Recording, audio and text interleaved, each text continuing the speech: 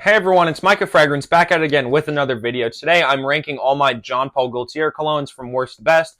I have 4 of them. We're going to hop in the rankings right now. So number 4, my least favorite, goes to Jean Paul Gaultier's Male EDT. This is not a bad fragrance by any means. It's really a lavender and vanilla combo. I believe it's woody and it smells nice. I actually have it sprayed right here. I was just doing a live, so I'd sprayed it and it's good. It's an old school powdery barbershop vibe, I would say. It's not bad. If you're looking for something that's pretty versatile and still lasts about like 6 to 7 hours, I would still recommend Male in 2024. I don't feel like it's redundant to own, even if you own the flankers, because they really don't smell that similar. But I feel like it's a good fragrance. Some people try and say it's outdated. I don't think it's outdated. It's good. Like I said, longevity is okay. 6 to 7 hours, not what it used to be. Still a decent fragrance. If you're looking to buy something for, your dad or something like that as a gift, or just someone older, this would be a great option. But it's number 4, not a bad fragrance, and definitely gets overhated at this point. Number 3 might come to a surprise to a decent amount of you people, because it's majority of people, not majority, but a decent amount of people's favorite Jean Paul Gaultier cologne. Number 3 for me is Jean Paul Gaultier's Le Male Elixir. This standard lavender and vanilla combo, but this has tobacco, it has mint, it has honey. It's super sweet. The opening, super sweet. Hollis said she loves the opening, and if the whole fragrance smelled like it smelled in the opening, she would wear it because it's a super sweet opening.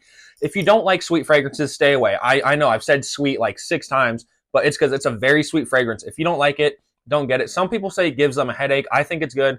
Longevity and projection, though. This thing has some of the best sillage I've ever smelled. I got a buddy who has this. He was like 10 feet in front of me. We're in a gym, and I could still smell him. So this stuff is incredibly strong. Longevity, like 10 hours plus. This thing is pretty beast mode, honestly. I got this November 2023, so it was only out for a couple months, so I have one of the original batches. But it's good, and like I said, that projection, you get like 3 to 4 feet for the first few hours, and it tones down. But that sillage is really what I love about this fragrance, and it's just solid. I feel like it maybe got a little overhyped, but it's still a great cologne, and this was my first ever Jean Paul Gaultier. Number 2, and this one was really hard. I didn't know which one to pick for number 2 or number 1 because they're both my favorite. Hollis told me to go the opposite way. She told me to put Ultramall number 1, but I put Ultramall as my number 2 spot. You still get that lavender and vanilla combo. It's a super sweet vanilla, but this has pear in the opening. It's an incredibly juicy pear. It has a sort of bubblegum type sweetness that I really love. This was my second ever Jean Paul Gaultier cologne, and it definitely holds a special place in my heart. Projection, it's not as loud as Le Male Elixir, but this still is a very small fragrance, or very loud fragrance. It's good. I'm talking longevity, 8 to 9 hours, projection, 2 to 3 feet. A little bit stronger once you spray it on, obviously, but pretty much 2 to 3 feet for the first few hours. But this is good. Like I said, you get that sweet, juicy pear, that sweet bubblegum sweetness. And it's just a solid fragrance. So I would recommend this for the cooler weather. People say Lattafa Ram Silver and Off on 9 PM are super good clones. I haven't smelled Lattafa Ram Silver, but Off on 9 PM is more of like an inspired by. It's like 60-70% close. I say if you have the money, just get the actual Ultramall because it's still super good. And that's why it deserves my number 2 spot.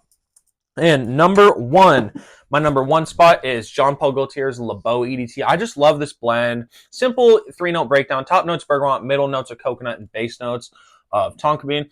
It's a super creamy tonka bean. If you guys have smelled Mont Blanc Legend Red, it's like the same tonka bean in my opinion.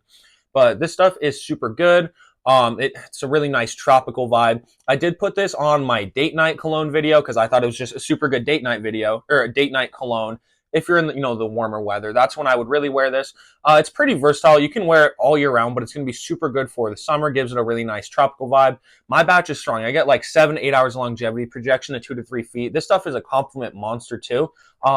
It's just really, it's pretty much universally liked. I don't really like Le Beau Le Parfum that much. I like just how simple Le Beau smells. But this is good. It's attractive. Coconut obviously being that big star, and I think this is probably my favorite summer collection.